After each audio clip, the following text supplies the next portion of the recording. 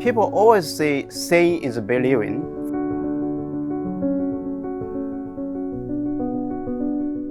This is a light sheet fluorescence microscope. I think the biggest strength is its flexibility. It has two benefits. One is for live imaging embryo development. You have the ability to image at multiple angles and in images quickly.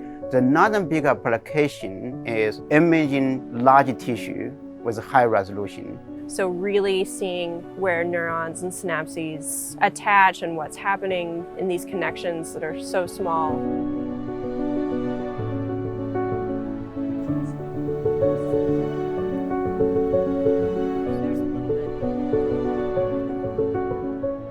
I'm very excited by the new scope.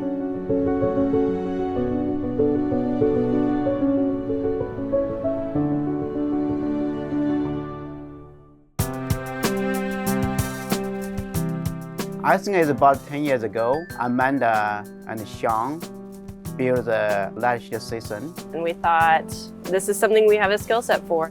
We built it just based off of designs found in research papers, and though it may not look like a microscope, it has the key features of a microscope objectives, and a camera.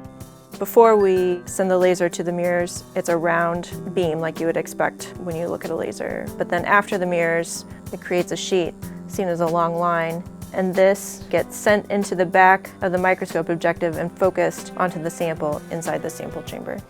I put a lot of years into that old microscope, and it was a difference maker on some research projects, but everything on a home-built system is manually operated.